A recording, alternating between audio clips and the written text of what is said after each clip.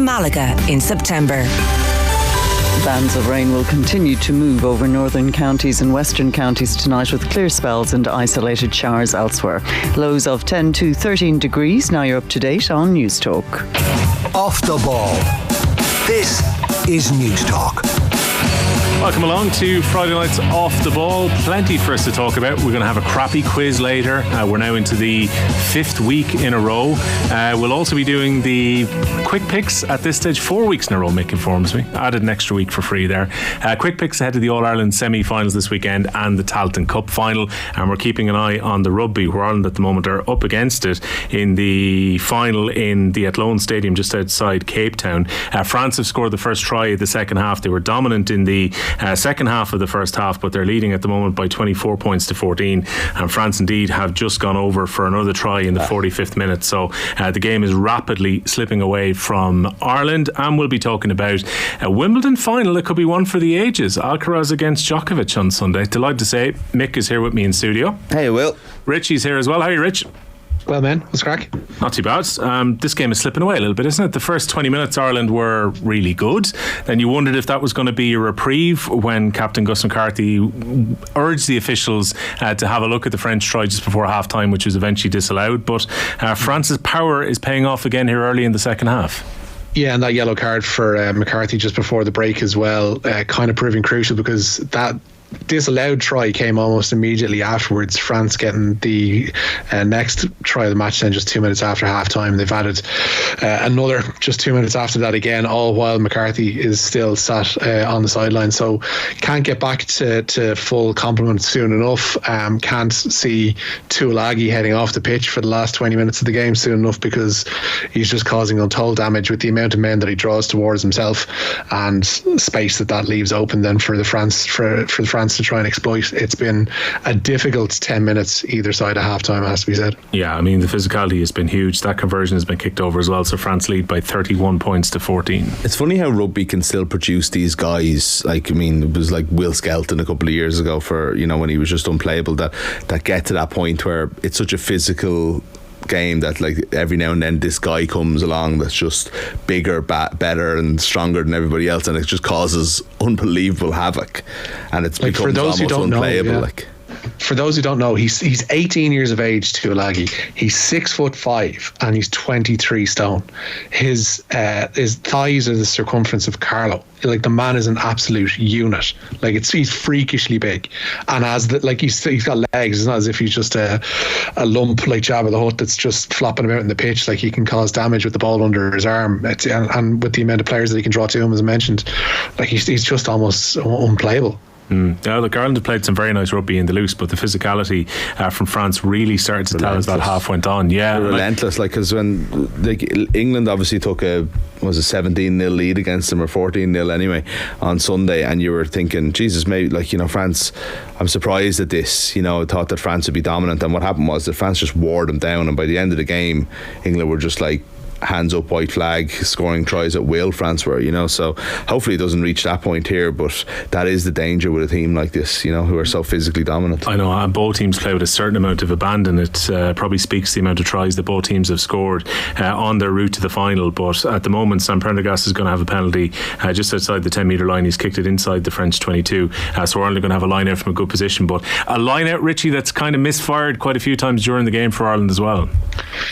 Yeah, that's been the worry, is that when they have managed to kick themselves into rather promising positions, and even not, it's just the line out hasn't been there. There's been a couple of instances where it's been mopped up at the back and face has been saved, albeit temporarily, but it's been the one area where it's been massive concern throughout the course of the game for Ireland. And like, you'd figure, you know, you're this deep into the tournament, these things would be clicking and be absolutely no bother and second nature to the players. And I know some of them, John Devine had spoken of it prior to the game, and Paddy McCarthy had been another, that, you know, they just felt like they were really in sync at the moment. And with the line out especially, that's proved not to be the case today, unfortunately. It's the worst time for it to malfunction. Yeah, it's malfunctioned again, and the ball then spills forward, so France are going to have an opportunity here to clear their lines, and still a couple of minutes left on that yellow card for Ireland, but maybe at this stage 31-14 is going to be incredibly difficult to try and turn around. This is the second match on the pitch. I mean, it looks a bit rough again today, but South Africa walk away with a bronze medal in the end, Rich? Yeah, they do indeed. To be fair, like even though this is the second match on that particular Athlone Stadium pitch, like it's still a better track than Ireland played from on most of the pool matches. But yeah, as you mentioned there, South Africa took the bronze medal earlier today. They beat England by 22 points to 15 in the first game of the evening. Yeah, just keep an eye again too. Like he's just taking the ball off the back of them all, and he sucks in 3 would-be tacklers just in one movement. He's such a big boy. So France leading at the moment very comprehensively, 49 minutes. So we're just coming towards the end of that yellow card, and the yellow card has just come to an end. France leading 31 points to 14. Look, there's still time for this to turn around, Mick, but a lot of people probably wrote articles or read articles during the week about the 2016 team who also got to the final in South Africa. They didn't do too bad. You got Hugo Keenan from that team, James Ryan, Jacob Stockton, and pretty much straight into the Ireland senior team. And you also had Terry Kennedy, who's going to be a big star for the Sevens, and a lot of the other guys went on to play professional rugby.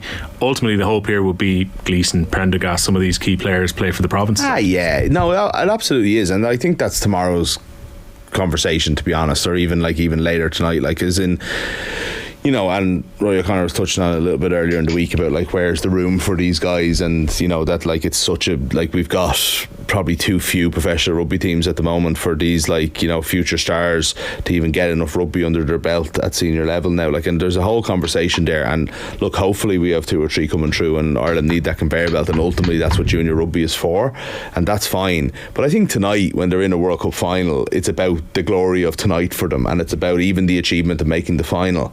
That's worth talking about, you know, because there are a lot of these guys that won't go on and play professionally, and it shouldn't in any way undermine the achievement of what they've got. And look, you know, it's obviously not looking great at the moment, but we should still be you know, the game isn't gone. France aren't like, you know, 4 or 5 tries ahead here, like, so I know what you mean, and I think that is the conversation that will ultimately come out of this long term when we look back on the where are they nows in 10-15 years. Like, you want 4 of these guys to have, you know, 70 caps for Ireland, but like, again, we don't know what's going to happen is the problem, you know. Yeah, it is that chance to be a history maker. They are 11 games unbeaten, going back over the last 2 Grand Slams and going back to the World Cup last year where they lost against South Africa. So yeah, it's still coming up on 20 minutes left. Years they won a Grand Slam, or well, sorry, no, obviously in between, France have obviously won the last 2 World Cups, which is the big tournament at this level because it happens every year. So suddenly France have the players that don't play club rugby at senior level and aren't available for the under 26 nations, and things become a little bit different, unfortunately. I also wonder about maybe the shift in the northern southern hemisphere, with the amount of northern hemisphere teams who've done well at this tournament, but maybe a bit too early to draw conclusions at under 20 level. Denise O'Sullivan, Richie, we're going to be talking to Kathleen McNamee from Brisbane a little bit later on in the programme, but obviously a huge concern over her fitness ahead of the Australia game on Thursday, after that game was forced to be abandoned against Colombia very earlier today.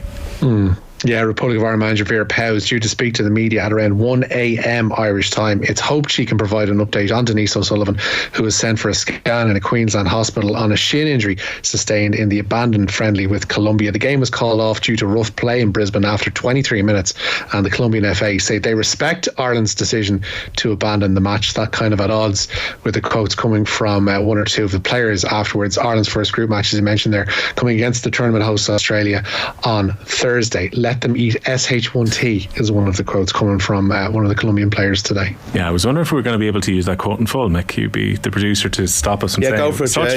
You can leave that word out, but if you want to read the rest of it, if you have it in front of you. So reportedly that's what she said. So they were coming back into the team hotel afterwards, and some of the fans are kind of saying, and then she said they can eat. That's what she said. Yeah, but there was another quote. Sorry, it might not be there. You can. I'll dig it out. But it was basically kind of like they're girls. They're just little girls. Yeah. One tackle, and then they were one tackle, and then they wanted out. And, you know, like crazy stuff. Really, like a couple of days before World Cup. The most interesting thing from that, and Kathleen will talk about it more later, is the fact that this is a behind closed doors, like unofficial friendly. You barely even need a referee for these games, and there was 2 yellow cards before the tackle on Denise O'Sullivan. So before an Irish player was injured by a mad tackle, the Colombians had 2 yellow cards in a basically training game. Like that, I think shows you like that this isn't the thing where like one of the Irish players got injured and they threw their toys out of the pram. Like nobody was there. We don't know what happened, but what is it's absolutely bananas.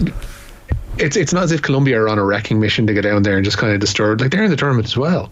Like, what have they to gain from potentially injuring themselves? Like, the tackle you always come back to in these kind of instances, I always do anyway, is Gaza, exactly, in the 91 Cup final, where he goes and basically boots Gary Charles in the chest, and then on an innocuous challenge into Gary Crosby does his knee.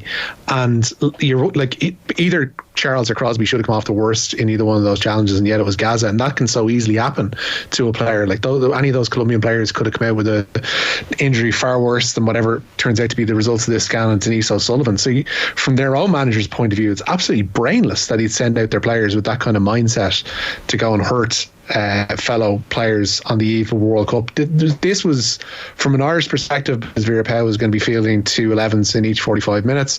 It was about gaining match sharpness and fitness and getting acclimatised to the surroundings, and like, just thick to be going out and carrying on like that.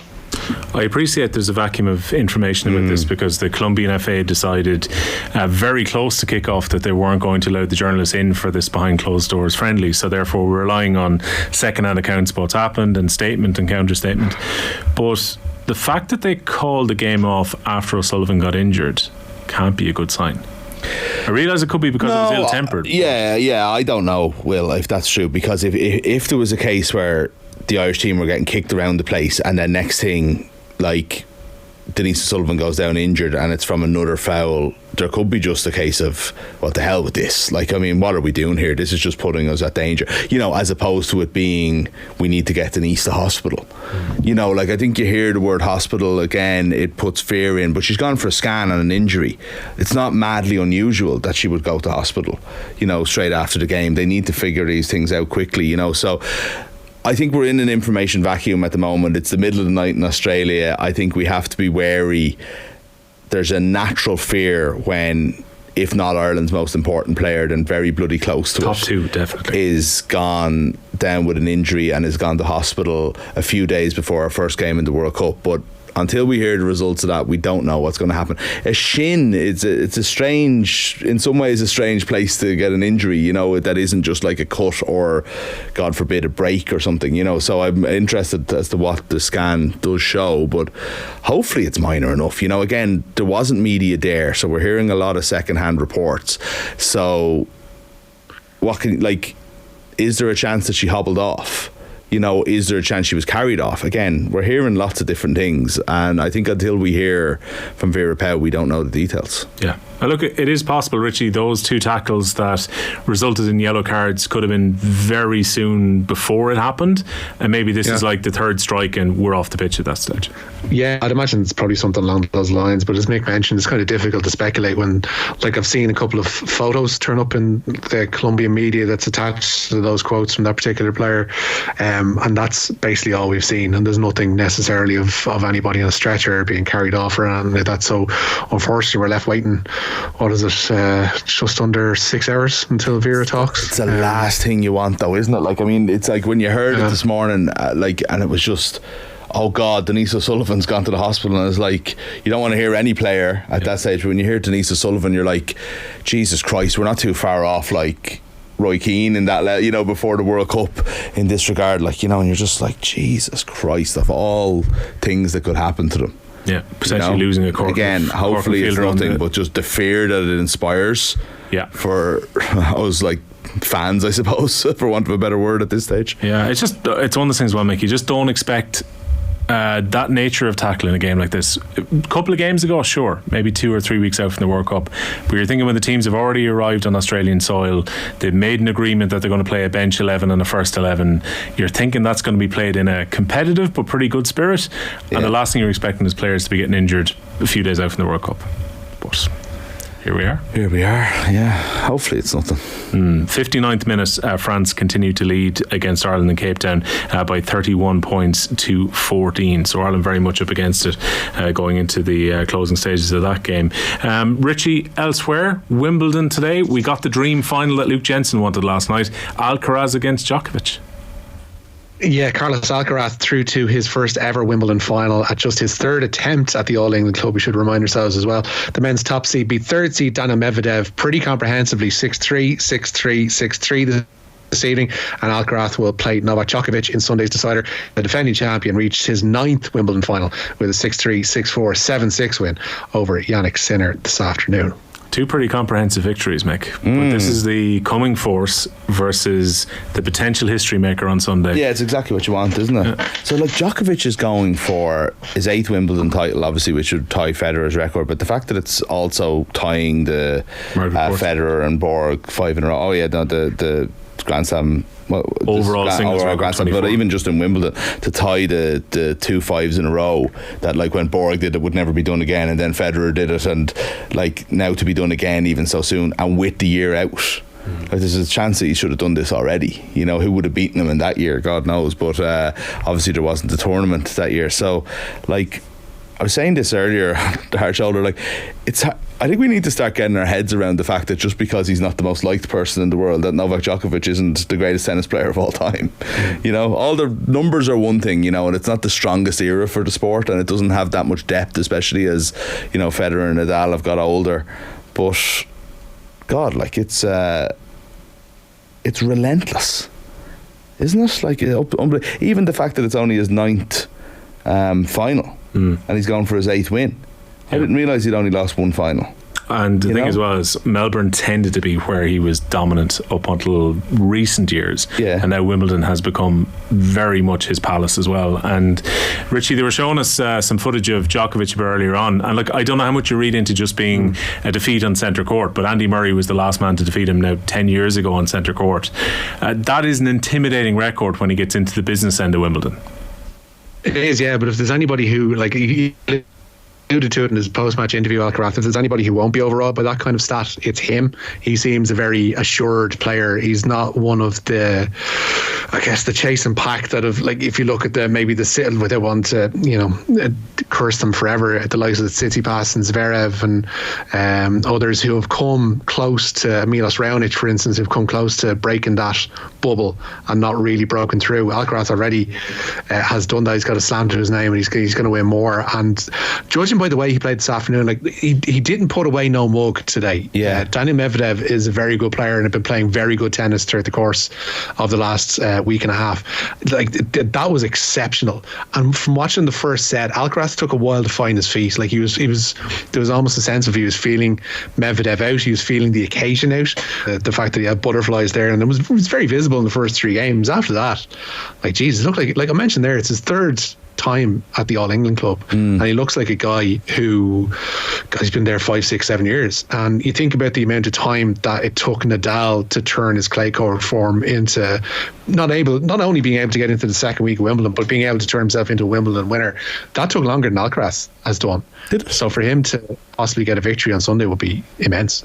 Yeah, but I think that if he isn't, I was going to ask you actually what his kind of form has been, because I saw him a good bit early in the tournament and he didn't look like he was firing on all cylinders, and I think there is an element of getting used to grass, but the great players do tend to do that eventually, whereas like I think Nadal, it might have taken him a little bit longer, I'm not sure. Like, he made Wimbledon finally, he was beaten in straight sets by Federer, but that was quite early in his career, and then I think the next year was the legendary 5-setter until late at night, but maybe it was a couple of years after where Alcaraz is now. But Nadal figured out a way to play on grass because he wasn't about it being, you know, one great surface player. He was one of the great players of all time, and it is the big test, isn't it? Like, if he's getting better on grass so that he's going in as a viable contender on Sunday against Djokovic, then that's a sign that this like Alcaraz is for real. You know, there's loads of guys who've come in as like a US Open champion and a world number 1 who does well on the tour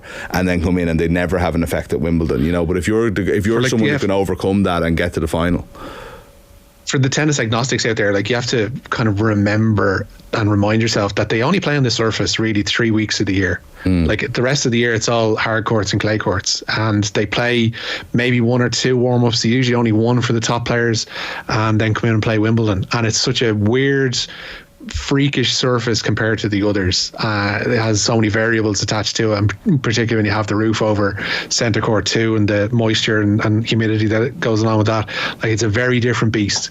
For him to be able to come around and be a top player on grass in that short space of time speaks volumes to the player that he is and will be, touch wood, throughout the rest of his career. And Sunday is going to be that first test of his. It's going to be, it feels like it's almost like that 08 final where Federer is the man that you want, like, that wants to be toppled almost, and Djokovic is there to be knocked off his perch.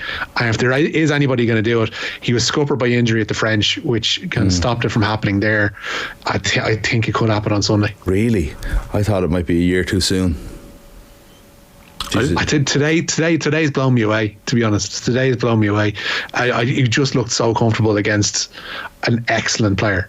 Daniil Medvedev is a very, very, very good player and will probably win a few more slams himself, but it looked almost easy for Alcaraz today, and that's saying something. Spike, it adds a little bit extra to this as well. The fact that Alcaraz's dad has been doing a little bit of spying on Novak Djokovic, knowing he's the potential. There's nothing like a bit of spying in sport to kind of get the I mean, Bielsa's probably the king. Bielsa, Belichick. Anyone else? There used to be people up trees at training sessions and stuff like that. You also with this in GA, particularly that guy who turns up at the training session, you're not quite sure who he is. He's a scout for the other team. But again, in this case, I don't know if you can learn any extra info on Djokovic. There's thousands of hours of film. A little bit of video there on Djokovic, absolutely, yeah. But again, it adds that bit of spice that he's been there. France have got themselves a penalty pretty directly in front of goal here. They continue to lead by 31 points to 14. We're into the 65th minute of the game. They've decided to take this one at the posts, and that ball is going to drift just to the left. Ireland have managed to scramble it under the post, so Ireland have a chance to clear their lines. France continue to lead by 31 points to 14. Tonight's football, Richie, and all of the Irish teams involved in Europe this week, but action across the top two flights tonight here at home. Yeah, and a potentially feisty Dublin derby at Talca Park tonight as Shelbourne welcome Bohemians. Bows are unchanged from last week's win over Dundalk. Evan Caffrey and Luke Byrne come back in for Shells. Bow striker Jonathan Afolabi has scored in each of his last three outings, and speaking to Stephen Doyle on the LOI Matchday pod, Paddy Kirk hopes Afolabi can continue that streak tonight. Absolutely, yeah. Like everyone at the club's, delighted for Johnny. You see what he does. If you're maybe from the outside, if you're not watching him every week, it could be thinking, as a striker you need more, but Johnny's been unbelievable for us in terms of what he brings. There's very few strikers who have the qualities he's had, so for Johnny to now add goals has been brilliant for him. But Declan always reassured Johnny that in the dressing room, that he brings a lot more than just goals, and we're not relying on him for goals. But yeah, for Johnny to now add goals, it's massive for him and for the group. And elsewhere across the two divisions, Rich? Yeah, tonight's other top flight encounter sees bottom side UCD play Drogheda United. First division leaders Galway United are away to Athlone Town. Cove Ramblers have made the odyssey to Ballybuffet to face Finn Harps. Bray Wanderers are at home to Wexford tonight, but an unplayable Markets Field pitch has seen Treaty United's game with second place Waterford postponed. Don't be trivial. The games in the middle of July for waterlogged pitches. What stupid country we live in. Like summer football, there's probably fewer games cancelled in winter football than we're getting at the moment, but bloody hell, today is like a November day in fairness, but there you go. Scottish Open then, Richie. The Irish reasonably prominent here, including Nathan Murphy's favourite man in the world, Padraig Harrington, who even gave him a retweet about his putting green last night. Oh, he didn't, did he? Oh, God, we're never going to hear the end of this. Never going to hear the end of it. I have to say, lads, I listen at home on Thursdays. I work from home on Thursdays, and I listen to the Newsround. And Jesus Christ, someone needs to curb in Nathan Murphy and his golf talk at the Newsround. It's like he's been waiting all week to get on air, and then he gets all excited. It's like, golf for half an hour. It's his kids, I feel. Pretty much, that's the most accurate impression I've heard of anybody. They're getting dragged to Marley Park all the time now to watch Dad putt. To watch him putt. Come on, watch Dad. Jesus Christ, those poor watch kids. Me take this putt. But on the course, before we end up talking about the statue for Padraig Harrington again. On the course, Sure, Padraig Harrington, Murray McIlroy is the clubhouse leader as day 2 of the Scottish Open winds down. He'll go into the weekend on 10 under par following a second round of 66 today. Padraig Harrington also shot a 66 today, possibly due to his practice at Marley Park. He moved to 7 under par. Shane Lowry has dragged himself back into a semblance of contention on 5 under. He shot a 64 today.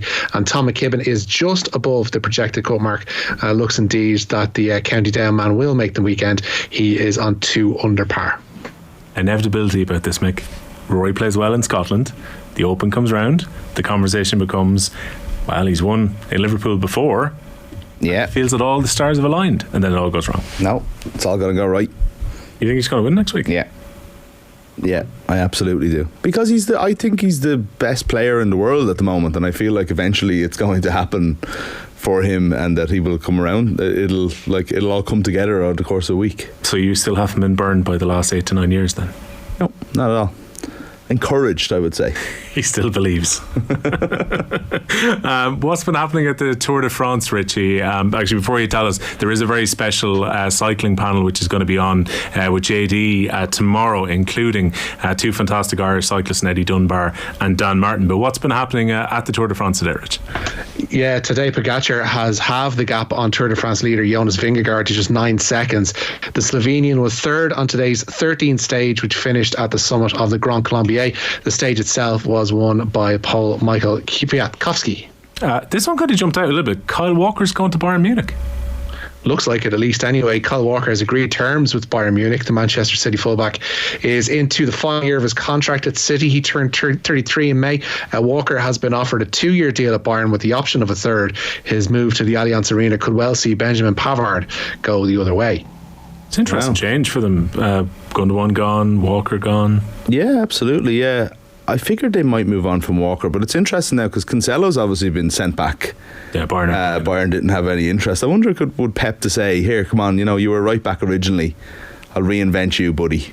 Come on, under my wing. We'll make up and be friends. And suddenly Cancelo is best player in the Premier League again. Maybe. Full back in the Premier League, I should say. It kind of felt like Kyle Walker had fallen a little bit out of favour. Yeah, but he was still playing in like 90% of the big games, wasn't he? Like, it's a surprising move, but it's the contract thing, I think, because he did that City, they're at his age, he's only going to get rolling 1 years. Yeah. Whereas Bayern have basically gone, here's 2, the option of a 3rd, and probably on pretty favourable terms as well. So you're at 33, you've won everything with City. It's a mate for Harry Kane. play buddy. Yeah. You can go on your play dates with Kyle. You can former speak English Spurs teammates, England teammates. Yeah, that's true. Yeah. There you go. Someone to learn the lingo with. One final one, Richie. Arsenal have completed, I think it's their 3rd signing of the summer in Timber coming in from Ajax today. Doing decent business for Arsenal. They've completed that €40 million capture of Jurrien Timber from Ajax. Could well be another $5 million tacked onto that based on various add-ons. The Netherlands right back has signed a 5-year deal at the Emirates. Declan Rice will follow him in the indoor. Richie, where the hell is Rice? West Ham are giving out about this, and Arsenal were like, it'll be tomorrow. Tomorrow's come and gone. Still no Rice. It's a paperwork thing. It's the most boring reasons. Yeah. But weren't the reports continual? It was like Declan Rice has arrived at Arsenal for his medical. It's honestly it's the writing of the contract. Right. Okay. Arsenal are being very, very careful, apparently. All right, about 10 minutes to go. France have gone over for another try. They lead now by 36 points to 14. Very difficult conversion to come, but France are in what feels like very much a winning position now in this World Under-20 final. Richie, thanks a million for joining us. Nice and gents. We'll see you in a little bit again, Mick. Time for the cash machine. Your chance to win big. News Talk's Summer Cash Machine. Now we've got an absolutely massive amount of money to give away on the cash machine over the next week, and it's a very simple number to remember.